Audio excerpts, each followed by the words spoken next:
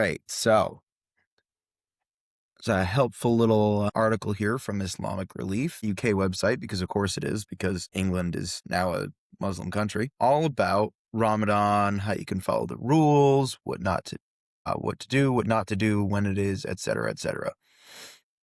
And this is just, yeah, really. So this is just a helpful little article here, kind of going through some things. I want to highlight here, there are certain rules to follow during Ramadan that Muslims must abide by. That's poorly worded, including fasting, which is one of the 5 pillars of Islam. So what they're determining as fasting is one of the 5 central pillars of the faith. Keep that in mind. And so then they just kind of say, oh yeah, we explored it below. It does vary each year, the start and end, but it always ends with Eid al-Fitr, which we did a video on. Go check that out. It's called Muslims Did Not See That Coming. Here, what not to do during Ramadan, right? And so it's observed to fulfill the 4th of 5 pillars. So they don't eat food or drink any liquids and abstain from sex from sunrise to sunset. Now, I am a married man. I can probably count on 2 hands the number of times I have had sex with my wife during the middle of the day, especially if you have children. You really do not have time during the day to go canoodle. So already we kind of get this idea of, okay, well, yeah, duh. We might think, you know what? This is still pretty impressive. They don't eat, they don't drink, they don't bang. This is pretty impressive to be this devoted. And I would be tempted to agree with you if it were just that they had a normal sleep schedule and they went to bed when we went to bed and they got up when we got up. That's not usually. I will grant there are some very rare and hardcore cases that they do keep their same schedule and just wake up earlier, have a really big meal, and then go to bed a little later and have a really big meal and just kind of short themselves on sleep. All right, sure. But a majority of Muslims just do what I did about, holy crap, 3 years ago. Wow, I'm old. I had a job where I did the night shift. I went in at midnight and clocked out at 8. By the logic of I'm just going to reverse the sleep schedule, right? I'm going to sleep during the day and go to bed no. Yeah, I'm going to sleep during the day and wake up and do things at night. Yeah, okay, great. I did that for like 6 months. That doesn't make me somehow more devoted to God. It made me more devoted to Godzilla because that's usually what I would sit and watch. So yeah, no, it doesn't make you more devoted to just swap what time you do things, and especially not what they do when they do it. Because here you see, they're not allowed to swear. They're not allowed to lie, which, okay, Dawa, I guess you're going quiet for a whole month. And they are not allowed to also fight or argue. Again, I guess Dawa's going real quiet for Ramadan. Well, here's the question. Are they allowed to do that during the nighttime? Yes, they are, but that's when the rest of the world is asleep. So they're just like cussing us out. You're just We're all sitting not around, around.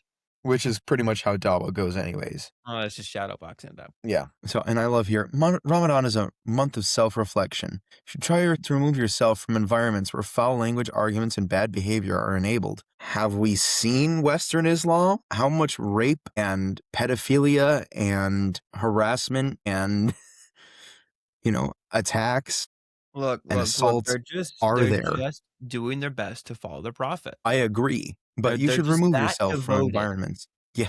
You should remove yourself from environments where foul language, arguments, and bad behavior are enabled. So remove So they're yourself just going from to environments cease to from being exist like for a Momo. month. Exactly. Well, that's what I really get a kick out of here, that they're not allowed to fight, but they are allowed to jihad, which we are going to talk about.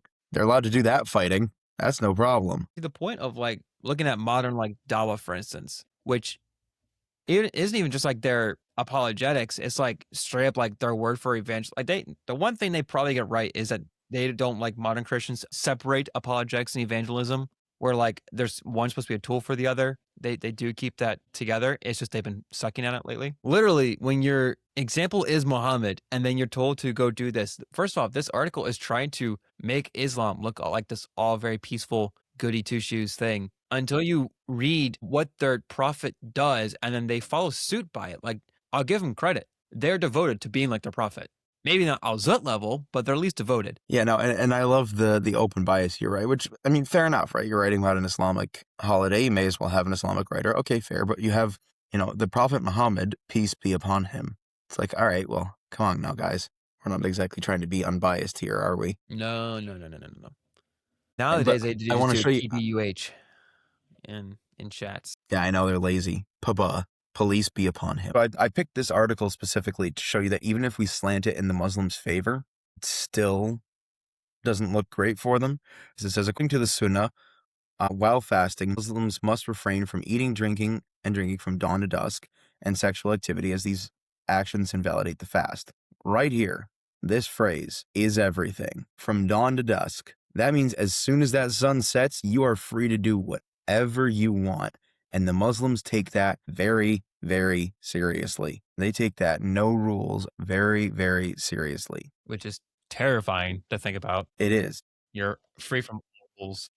Now, here the article kind of tries to run cover for them, but we're going to look at some medical data and see why it just doesn't work for them to do that or for them this to be accurate. But let's keep reading it. So we got, during Ramadan, Muslims can only eat food and drink liquids after they have broken their fast at Maghrib, which is sunset, until sunrise, a time between iftar and suhoor meals. That means Muslims can't eat or drink anything during the daylight hours. There are two opportunities. This is the lie. There are two opportunities to eat during Ramadan: in the early morning before sunrise, suhoor, and after the sunset in the evening. Now, this is kind of a half truth, right? Between these opportunities is when you can eat. That is true. But they phrase it in a way that suggests that you can only eat at those times. That is not accurate. That is not accurate. The rest is kind of irrelevant. For the rest of the article, it kind of goes over exemptions, which young children, the elderly who are medically unable to fast, sick people, pregnant, mothers, those who are nursing, those who are menstruating, and people traveling long distances. This is really funny to me. Like, if you're on a road trip during Ramadan, you can just cram those Cheetos right down your gullet. Doesn't matter what time of day it is. Bane it out all you want. Yeah, never not going to be funny to me. Literally have the opportunity to, I mean, I guess it's because you're on, trying to make it look all pretty, but you're literally, as you just said, like they're obviously are keeping some things in the dark about what goes on in Ramadan. And there's that vague language, but also like, yeah, it's this. And it's like, right. So we'll talk about that. Yeah. So then it's just, if you miss a fast during Ramadan, you can pay with the fidya, which is just you make a donation, which honestly not the worst system. But anyways, really the focus was here. You can only eat twice a day. If that's the case, you would not see this data. So as I mentioned, this is the Association for Cardiovascular and Cardiological Health. And this is an analysis of Ramadan's effect on cardiovascular health. We do not have time to go through all of the stuff for Ramadan health. I would recommend you look into it for yourself because it's pretty sketchy. Well, let's see here. Ramadan brings about significant lifestyle changes, including alterations in meal timing, food quality and type. Fasting during Ramadan involves complete abstinence from food, drinking, tobacco, sexual activity, and all oral and injectable medications. That's suspicious. Yeah, we're getting there, my friend. We're getting there. From dawn until sunset throughout the month. This mandatory change in lifestyle can impact patients with various conditions, particularly those with chronic diseases who may be destabilized by dehydration and other factors associated with fasting. Impact of Ramadan on cardiovascular disease, especially heart failure and coronary artery disease, remains understudied, and contentious. Therefore, the objectives of our study was to determine whether these lifestyles and dietary changes influence the incidence of cardiovascular events and to analyze any alterations in the cardiovascular risk profile among healthy individuals and patients with stable heart conditions. So they go ahead and cover a 3-month period, right? So you get before Ramadan, the month before, Ramadan itself, and the month after. We're going to actually look at a very, very helpful graph right here. So here you get N, right? The variable N, which is normal, and you get the different things that Muslims during Ramadan were hospitalized for. Now, keep in mind, you are not allowed to take medication during Ramadan, at least during the day, which is, as Josh said, a little sketchy. Let's look at the graph here. So you get a standard bell curve here, which you shouldn't get when one of the variables changes, right? So what that means, essentially what I'm saying is, given that it's the changing variable is the months, right? You would expect if Ramadan has no adverse health impact, I should say, on Muslims, you would expect, right, this variable here to remain consistent, right? So you have N equals 56. You'd say, okay, maybe it goes up a little bit, right? N equals 60, just for whatever reason. The change kind of throws people off, but there's not that bad. And then it would go back down to N equals, 58 or whatever. You'd get a very, very small little curve, right? If any at all. Josh, can you see what the change is there? Right at the top of the During, graph. let's see. Right up here. So we have before 56, during shoots up to 89, so we're jumping 33, and And then we go down, let's see, 23, 20, yeah, 20, but we're 23 still points above down by to 10. 66. Yeah, still above by 10. We are. We are. That's a big jump. 33 is a huge jump. It's a massive jump, right? Which is really funny to me because they will say, no statistically significant differences were observed in the incidence of the selected diagnosis treating during Ramadan compared to non-Ramadan months, particularly for acute coronary syndrome and heart failure exacerbations, which were the two most common reasons for admission. Really? You see no significant increase. My dude, your graph would look like this, and you see nothing wrong with that. Right now, so why do they say that, right? Why do they say, well, there's really no distinction. They're looking more for like diagnosed, treatable, treated / deceased conditions, right? Okay, fair enough, right? You might not see an increase in those, right? Because like, let's see, right here, right? Diagnoses. This is what they're looking at. They're looking at diagnoses. See, ACS and ICA, right? Which is what they talk about right here. Acute coronary syndrome and heart failure exacerbations. That's what they're looking at, right? Acute coronary syndrome. They're looking at it and saying there is a little bit of an increase there, right? 24 to 30 or to 32 rather, and then back down to 30. That's not that significant. An 8-point swing, noticeable, yes. Worrisome, no. That's not too bad. So when they're looking at it, that's what they're looking at and saying, okay, well, it's not that bad. My brother in Christ, observe, right? So let's break down how they arrived at this point where it's this 33-point swing, right? It goes up to 89 by whatever metric. They actually don't, I think, say in the opening part. Maybe they did here. Cross-sectional study was conducted in the cardiology department of that hospital in Morocco. The study covered a 3-month period. Total of 211 patients were hospitalized during this period. Were included in the study. Data collection was performed using a standardized form, which recorded sociodemographic characteristics, medical. Okay, so then this would be before you had 56 visits to the hospital, during 89 visits to the hospital, after 66 visits to the hospital. That's how many of these people, these individuals, that's how many came. 33 more people came to the hospital during Ramadan. That is significant. That is extremely significant. Especially because that's only 211 people. Now you multiply that by however many Muslims Right. there are in the world. And that shoots up a So lot. I'm actually gonna, hang on. Let's find out, shall we? Find out what? Oh, I'm just doing a little bit of math, my friend. So that is 89 of 211 is 42% Brother. of participants versus 56 is 26%. No bueno. It's almost 50% during. What was it, 46 you said? Right, yeah, 42. 42? 42. But it is a 16 percentage point increase in hospitalizations. So let's look at some of the numbers. Let's look at why, right? So why does this happen? Is it the change in shift? Are they starving themselves, right? Are they that worried about that? Leading the case is hypertension. Okay. Hypertension can be a risk factor allocated to any cause. Basically anything medically wrong with you might carry with it hypertension. Obviously, sans hypotension.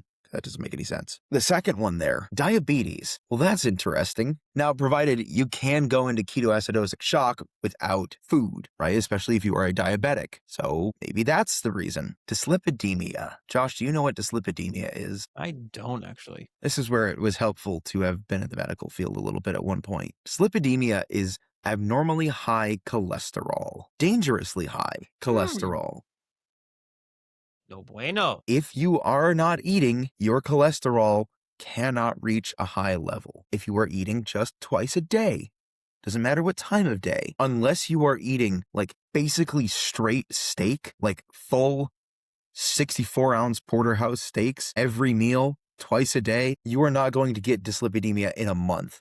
The only way that happens is if you are non-stop eating for long periods of the day. Say, I don't know, maybe sundown to sunrise. Right? And then the rest of I do find it funny that, I should preface this, the dyslipidemia, it's not super common as a reason for hospitalization, but the fact that it's happening at all and just under the diabetes, making it the third most common cause, that's deeply concerning. That's deeply concerning, right? Because you have no visits for dyslipidemia in the month before, you have 4 during, and 1 after. So then you have, sorry, that's not visits, that's percentage of people who visited. Then we get tobacco use, which actually, funnily enough, is technically higher than dyslipidemia during Ramadan, which is kind of funny because generally, you don't think a ton about tobacco use during Ramadan, but they're drinking, eating, partying, banging all night. Tobacco use is actually quite common. And that's why I should preface, that's why they have dyslipidemia where it is, because it's directly tied to the diabetes. Even though tobacco use is more common, dyslipidemia is directly tied to the diabetes because they're eating so much, they're going into diabetic shock. Their body cannot keep up with the amount of food and sugar that they are consuming. And so the ones that are not diabetic are coming in for dyslipidemia or tobacco use or hypertension. Now, you're going to see on the graph that diabetes does not actually increase, which granted is surprising. But again, we got to frame that with context. So you get diabetes coming in at 19 to 19% came in for diabetic related issues.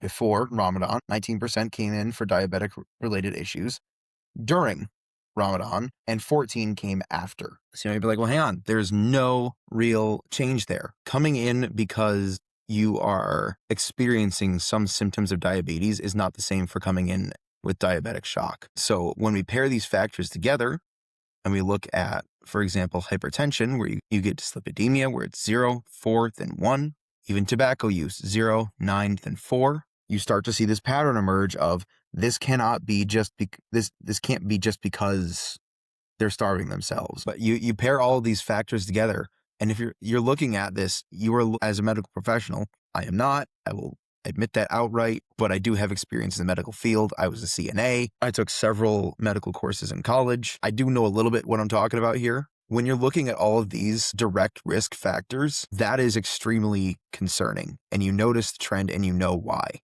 So why am I so confident that the diabetes is, even though it doesn't show a change, is more significant? Josh, look at the death numbers. See 1%, 6% during, 4% after. You shoot up 5%, you're still above 1%. Right.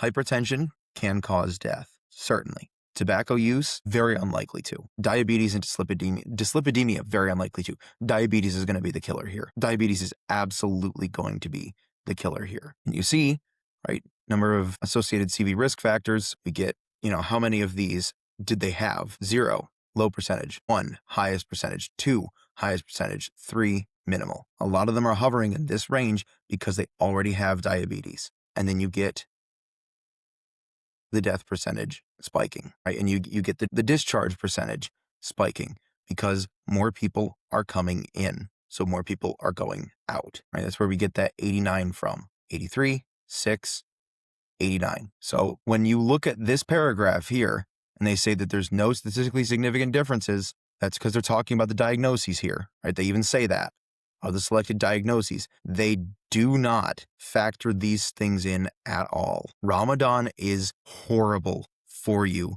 medically. Health-wise, switching your sleep schedule is terrible for you. Consistent sleep is critical to human function. Then just eating non-stop for 12 hours, which is really the only way to get these kinds of results. The whole key there is that dyslipidemia. Eating non-stop like that is going to wreak havoc on your body. You are not going to be okay. Josh, any thoughts before we move on? Man, you can argue that that's not a huge percentage jump for death, but that's I what would concerns me.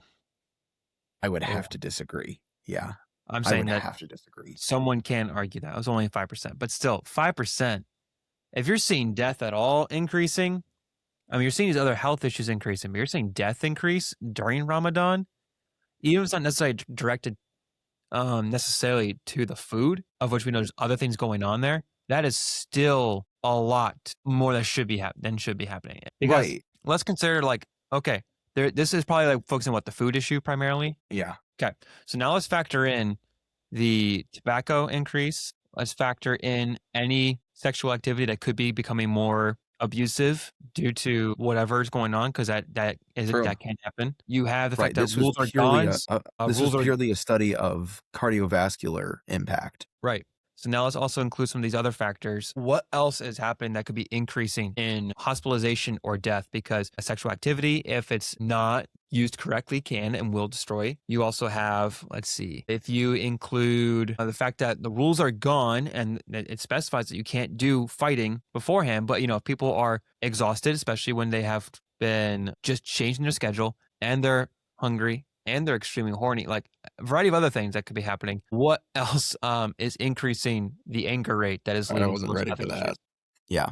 No, When absolutely. you are Right. we are not left in check, a lot of stuff happens, and it happens for the weirdest reasons too. Like you would think, oh, that's not going to cause anything. You're like, actually is a cause for something. But that's just the cardiovascular issues, which that in my mind, there shouldn't be a holiday that you're celebrating that is increasing death by following the rules, or a holo month, if you That's a will. great way to put it. That is a great way to put it. That, to me, that concerns me. Like, I use a simple one. It's quite the Jewish feast that they would follow. If you follow the rules because it was clean animals and you had to follow very certain procedures to do everything, you were likely to be okay, unless, for instance, someone didn't cook it right, or In someone's which case, wouldn't be following the rules, right? right, or if someone was like allergic to something or like has some kind of medical issue. Okay, but like these are people that are already following the rules, and you're seeing an uptick in death, uptick in just all these issues, uptick in cholesterol, like all these things that shouldn't be happening based on the way they promote it. But the fact that they're following the rules and there's more death coming up, that concerns me. Especially when you consider, look, King Mims can say all he wants about how great Islam is for women. They don't treat women the greatest. They might in the West because they have to save face, or maybe because they don't really follow Islam to the letter in the West for some people. I can't remember which interview it was, but there was an interview where it was like a panel, I guess, and there was a Muslim woman on there, and she was trying to defend about how peaceful and great Islam was until someone showed her a passage from the Quran saying, "No, this is what we're talking." She's like, "It's not in the Quran." Shows her the Quran. She's like, and that sent her like spiraling, not like in a like she became violent or anything, but like her faith, like she was just like very lost and confused after seeing that, because there's a lot of people who just don't know what the Quran or Hadith teach. They're just quoting the Arabic and they have no idea what it means. So they could be quoting, for instance, "go kill all infidels," and have no idea that they're quoting to go kill all infidels. They have no idea what it actually teaches, but it doesn't really have a good view of women. It doesn't have a great view of people who aren't Muslims. Like Yes, we are the Christianity, worst of creatures. yeah, Christianity teaches that all human beings are in the image of God, and therefore all human beings should be evangelized to, because all of them, uh, Christ came and died for the world. Now, the act is only effective on those who believe, but it's still an act that the world could receive. Islam doesn't care. We're the worst of creatures. They would rather actually. They you even see how they've been doxing Christians. You have these upticks Yes, in Doxwa. Doxwa. You have upticks in violent attacks and threats. Even then, when they can't be violent, they're verbally violent and image-wise violent. Like I'm still going to keep pointing to Junior's post, and then he went running from his debate with Avery, which is hilarious. It's just my plane is having issues. No, it's way too close for it to be having issues right now. And for like Libiano in his debate with IP, spent 90% of his time insulting IP than actually addressing the argument. Those who actually follow the Quran, or even just the grifters who are like more committed than like the King and Mim grifters, know that Islam is not truly this peaceful thing, is not truly this healthy thing in at all. Yeah, no, and it kind of segues perfectly. This is the Oxford Academic Journal of Peace Research for University, right? And so, examination of the following question: do intense religious experiences increase or decrease terrorism? They say, we argue that fasting during the month of Ramadan offers an ideal setting for studying the question empirically. Reasons are twofold. First, daily fasting from dawn to sunset during Ramadan is considered mandatory for most Muslims. Secondly, the Islamic Hijri calendar is not synchronized with the solar cycle. Therefore, the daily fasting duration during Ramadan is exogenous to one we create for latitude and the seasonality of Ramadan, which we can do by district and country year fixed effects. That's the part I want to talk about.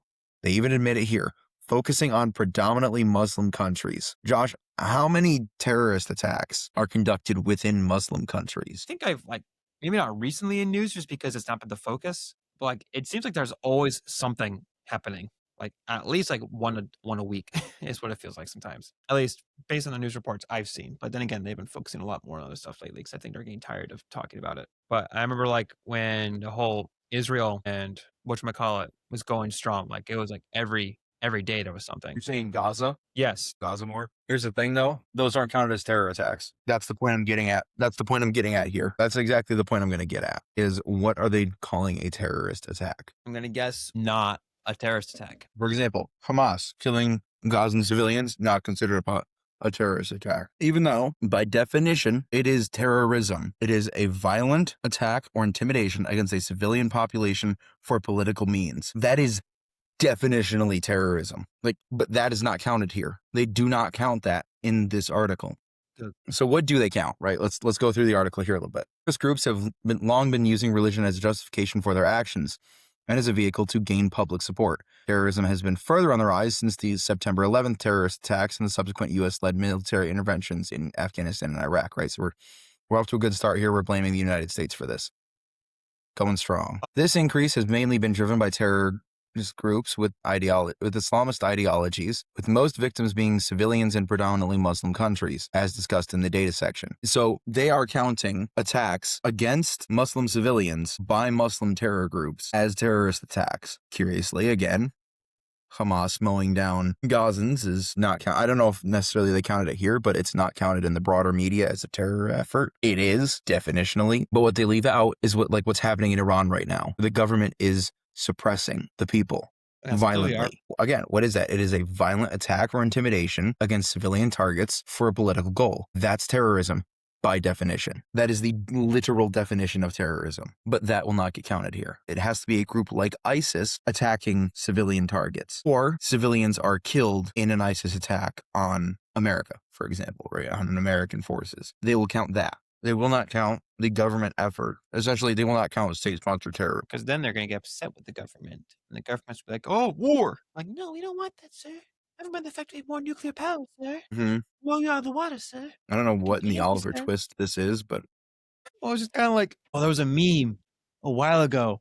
It was when Trump sent the missiles, and it was like it was a meme of I can't remember which country it was, but they were attacking. It was like from the Super Mario movie. It was them trying to throw the snowballs, and then it put the U.S. over Bowser, who's one, and just destroyed them in one move. I was like, that's brilliant. I have loved the memes. I gotta say what you will about Trump, I have loved the memes. Okay, so this table here is all of these Muslim countries and how many or what percentage of people state that they fast in the Muslim countries during Ramadan and how many respondents. So in Kuwait, you got 99, Jordan 95, Egypt 94, Palestine, which is not a country, but that's neither here nor there, 93, Tunisia 93, Indonesia 90, Senegal 85, Turkey 81, Pakistan 78, Mali 71. So it's an average of 86% of Muslims fast most or all days during Ramadan. So they're going to make an argument here that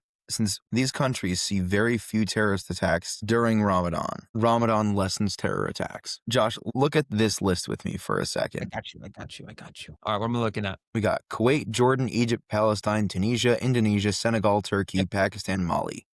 Yep. Of those, how many do you see frequent terror attacks in? Palestine, a lot. I know we're hearing that a bit. Key historically. But again, remember that's not counted. Wait, I'm sorry. Could you ask the question again? Make sure I'm not. So sure. Am I based so on how many of these countries do you see like actual frequent, like documented this was a terror attack? Right? Because again, Palestine, Hamas going in and just killing civilians does not count. I think through all my news history To speed the process up. Not a one. No. No, not Indonesia by that has standard, they don't. somewhat frequent. Right. Indonesia has somewhat frequent terror attacks, and it's the Muslims attacking non-Muslims generally. Right. I guess because in my head, I'm still thinking of like either they're the source of those terrorists or they happen, but by that standard that are running by for not counting, then no, none of them would then, which is so stupid. They go on to actually cite something that we're going to talk about a little bit, which is the Global Terrorism Database, which is, I can hear myself echoing. There we go. Which is sponsored by START, right, which is studying terrorism effectively. They curiously do not give the actual numbers from the GTD. Those are absent. They don't cite them at all. Now, they do cite one number. So from here, for countries with a Muslim population share above 75%, we find that the probability of the occurrence of a terrorist event or deadly terrorist event in a given district and year decreases by around 3 percentage points when the daily fasting duration in Ramadan increases by an hour. We find no robust effect of longer Ramadan fasting on countries with a Muslim population shared below 75%. So they do cite that, right? That's the GTD. That's from the GTD, saying that if you, and I'm going to phrase it this way, if you prolong the hours when Muslims are asleep by 1, Muslims don't do as many terror attacks. Oh, you don't say. No freaking way, my dude. When they are not awake, they don't blow people up. Second, we look at differential effects across types and targets of terrorist attacks in predominantly Muslim countries. Again, how many Muslim countries are blowing up civilians, are having terrorist groups like ISIS, like Hezbollah, like HTS go in and blow up civilians? That doesn't really happen. You don't get that as they have it, Kuwait or Jordan or Egypt. Again, they don't count the Gaza data, and at least they couldn't, because it would throw it way off if they were to actually count Hamas as terrorists, they count Hamas as terrorists, but the killing of civilians as terror attacks. Now, provided I will grant them credit, they're just going off of the examples of terrorism that have been reported. They themselves are not just discounting Hamas's attacks. The UN, the GTD, all of them do that. But we'll get back to, even though I don't think the GTD is a great resource to use, even it can't hide the numbers. So we'll talk about that in a little bit. Tunisia, Indonesia, Senegal, Turkey, Pakistan, Mali, all of these countries, excuse me, all of these countries are not like massive terror hotbeds where buildings are constantly exploding and people's heads are constantly being cut off. Right? It's not Syria. I'm not going to pull it up now, but let's go look at, the Syrian terror numbers. Do you think those might be slightly higher than Tunisia? No. So Can't be. they come here and, where was it? Here we are. So we come back here in predominantly Muslim countries, right? Because those aren't the targets. That's not what jihad is about. Now, there is some of that. Right? There was a recent attack. I can't recall where. There was a recent attack of Muslim on Muslim violence. That does happen, but that's not where an outsized majority of terror attacks are directed. Most terror attacks are directed at non-Muslims. So with that in mind, we're going to leave behind the article that says at its conclusion, hang on, where is it? Come here. Oh, actually, hang on. Let's look at this graph. Forgot about this. So ready to give away the game here, people? Let's look at the numbers.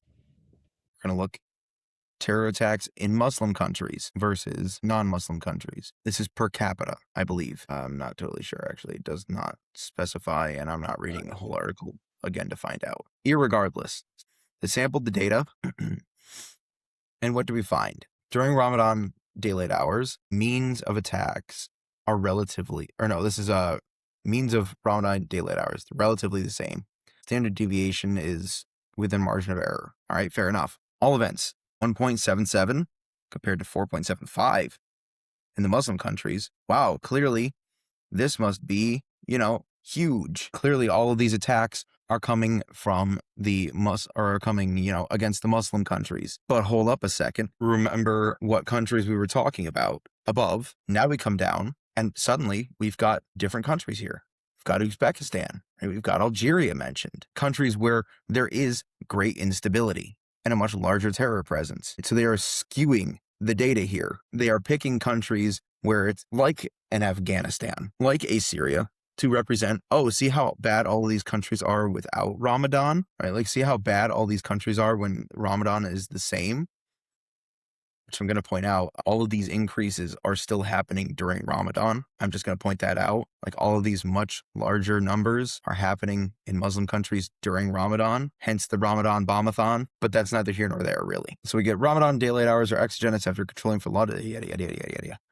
We can account for these two factors with district and Ramadan year fixed events. The district fixed events capture factors that are time consistent with districts, such as geography, culture, and historical heritage. The Ramadan year fixed event effects capture the Gregorian month during which Ramadan takes place in a given Ramadan year, as well as yearly varying factors that affect all countries equally. Possible candidates for factors might be the global business cycle and tectonic shifts in geopolitics, such as the end of the Cold War, September 11th attacks, or the US-led invasions in Afghanistan and Iraq. However, even such global factors are likely to affect different countries differently. Right. So why are you not reporting on the same countries that you were previously talking about? Why now did we suddenly shift to new countries which are less politically stable? They then come to these, and these are supposed to indicate that terrorism is roughly the same, but then dips significantly in during Ramadan, right? So if you increase the amount of time in Ramadan, then that will magically solve all problems. This is purely theoretical. Long history of terror groups with a religious background and the recent surge of terrorist attacks by Islamist perpetrators in predominantly Muslim countries has motivated us. Again, they are not addressing the non-Muslim terror attacks that happen. They are saying this is purely a theoretical solution for the Muslim countries. As I mentioned, Kuwait, like Tunisia, like England, those places, has motivated us to study the effect of religion and intense religious experiences on terrorism. We have developed a theoretical argument and 3 hypotheses suggesting that more intensive Ramadan fasting would reduce terrorism by decreasing the public support for terrorism. Their evidence is a majority of Muslims publicly say that they do not support jihad, and therefore, if you increase the religiosity of the public Muslims, terrorism will go down during Ramadan. We have point A, we have point C, there is no point B. And again, notice how they had to change the demographics, they had to change the data there, right? They had to skew in favor of one data set over another in order to get the desired result. And we're going to look at now the GTD, provided that Josh doesn't have any specific thoughts. Fair enough. We're going to now look at the GTD, and really all we need is just one sentence. You can obviously go and read this article, Political Violence at a Glance. They do try to say that there's no real problem, but they have to admit, utilizing data from the Global Terrorism Database, GTD, we found that the average number of terror incidents during Ramadan was slightly higher, 3% non-Ramadan days through the 33-year study period. And they go on to say, however, there is strong statistical evidence that difference in number of terrorist incidents on non-Ramadan days gets larger as the proportion of Muslim populations increase. You don't say.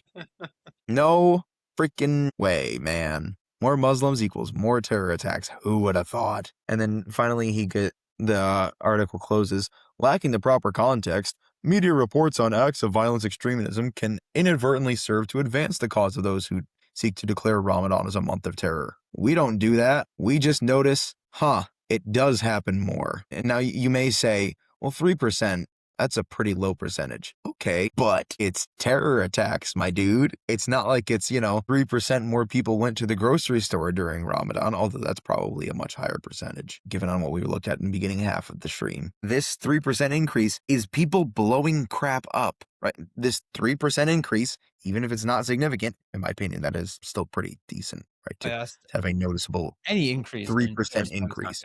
Exactly, right. But like I'm saying, 3%, yes, that number is not catastrophic, but that's 3% over a 33-year period. That's a very wide distribution.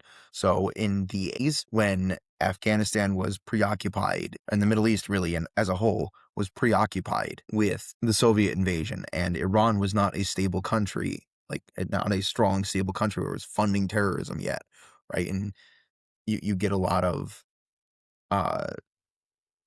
push and pull and give and stuff, that a lot of instability, I guess, in terms of the geopolitics of the Middle East. Has there ever been stability? It's another question.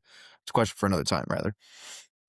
Uh, you're getting the 33-year period. You're getting a very sizable period where there just wasn't the resources for any terror attacks, right? Because that study stops in the 2010s.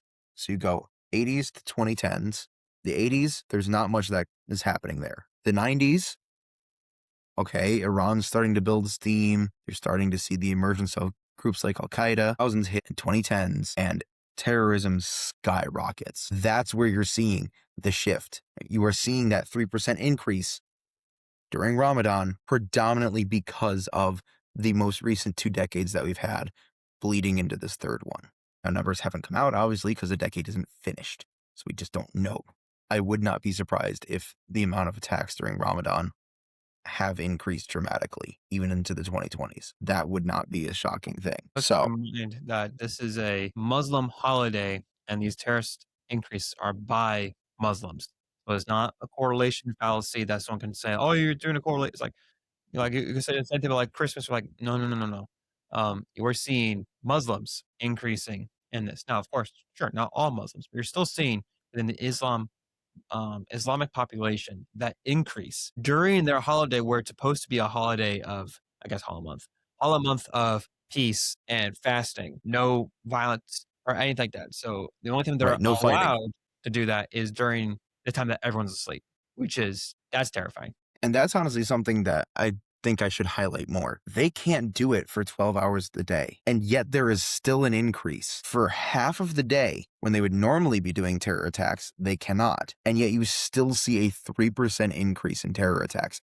That is staggering. You are working your 9 to 5 and your hours get cut in half. Would you expect productivity to increase or decrease? Should decrease. It should decrease. Their productivity is increasing. And I hate to use productivity in that way, but it is what they are producing. Their terror attacks increase despite less time to do it. Now, I do again appreciate the idea put forward in the third article that we looked at, that if, you extend the amount of time that they are not allowed to do terror attacks, it will lessen the terror attacks. You don't say, but At the same time, the fact that we see any increase just goes to show you that being more devout in the religion does not solve the problem, because these jihadis are devoutly observant. They are very much observant Muslims in that regard, and yet their activities increase. That is a huge problem. Ramadan is not a good month. It is a terrible month. It is bad for the Muslims. It is bad for the non-Muslims. Do not be lulled into this false sense of security that, oh, well,